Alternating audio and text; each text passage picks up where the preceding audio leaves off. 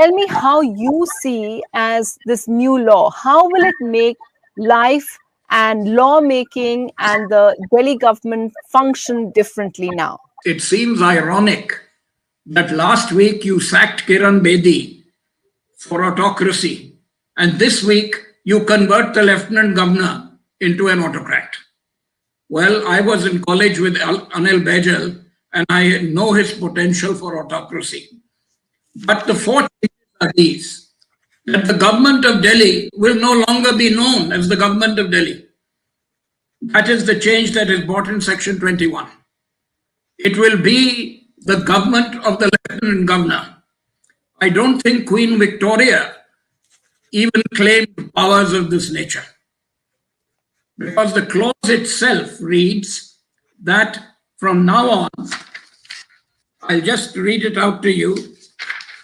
The expression government referred to in any law be made by the legislative assembly shall mean the lieutenant governor. And can you understand this? If it were done in federal terms, it would mean the president makes the laws and Lok Sabha and Rajya Sabha are abolished. Therefore, any law that is made will now be made by the president. It will not be made by the legislative assembly, which is the prime assembly to make democratic laws. This substitution is enormous in its consequences. Today, our leader, our president, our legislator is no longer Arvind Kejriwal, but it is Mr. Baijal. Now, you might say that this is cosmetics, that in any case, lieutenant governor is the head of government, but it was always the elected government in whose name laws are passed. How can it possibly be that legislation is now filed, is now only in the name of the president, in the name of the lieutenant governor? Lieutenant governor has become the legislator, he has become the advisor, he has become also the executive head. The second is, which is in Section 24, is what I would call the doctrine of incidentality. Now, this is a very interesting provision, because normally, suppose you are allowed to make laws on fisheries, then a very expanded meaning has to be given to fisheries. If you make it on public order, which of course Delhi doesn't have the power, an expanded definition has to be given. Consider what Delhi has been doing in terms of education. And then let us read 24. Section 24 says that the assembly cannot make anything that incidentally covers any matters outside its powers. This is not federalism. This is not the federalism of our constitution, because it is bound to happen that if you do something in education or do something in health, it's bound to incidentally encroach on the central government or go outside its powers. So Mr. Sisodia, who has done so much for education, will now be told, don't cross the line. Wherever education is mentioned anywhere else or by the central government, you are out.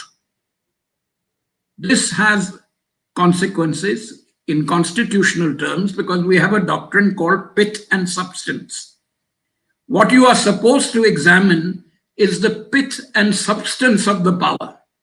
Now, the pith and substance of the power, as for example, education or health, is to be very widely interpreted.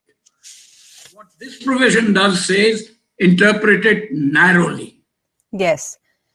And as narrowly as you can. So because you mentioned, I know you have other provisions, but I just want to interrupt and seek a clarification because you mentioned education.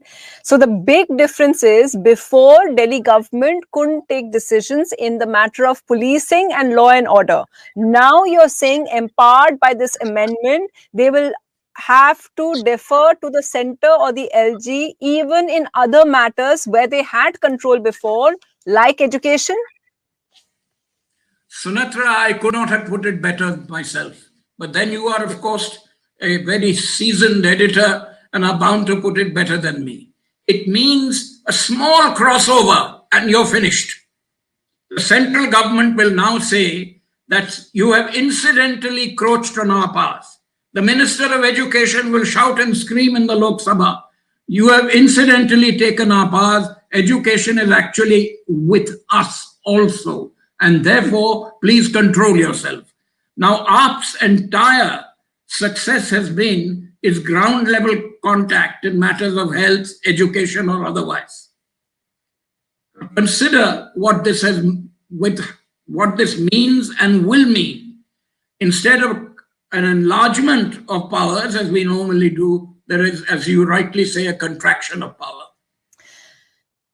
So, the thing to ask you, sir, is that while it is just called the NCT Amendment Bill of Delhi 2021, are you saying that this directly impacts federal powers of all states? No. What they are trying to control, well, you know, today the BJP and its allies are on a roll. They want to conquer the whole of India electorally. Having conquered the whole of India electorally, they want to control certain governments which they think they need to control. They've done this in the Northeast. And of course, one of the governments where they've lost massively is Delhi. This is to control Delhi's legislative power. That's the important thing. Let me give you the next two Yes. of this. You know, there's a case going on of Facebook versus Delhi. I appeared in that for the committee. The change in section 33 is you will not make any inquiries into anything. Now, Delhi government's committee was called the Peace and Harmony Committee. In that, there's obviously incidentality. There's bound to be. There's always a width that has to be given to all this. The sad part of all this is this case was argued for something like 47 hours because the judge kept the timetable. That judgment still awaits a decision. So before that decision is made, the changes that are, you will have no inquiries. Now, I live in an area quite close to Jamia where things happened. I would like my government of Delhi to inquire into it. But they say, no, you can't inquire into it anymore. You can conduct no inquiry whatsoever. Now comes the final blow, and that is in section 44. The final blow is that before you proceed on any executive decision, you will have to get the opinion of the Lieutenant Governor. Any executive decision, any implementation decision has to go to the governor first. Now, how does Indian democracy work? Take Article 78. The president has a right to be informed.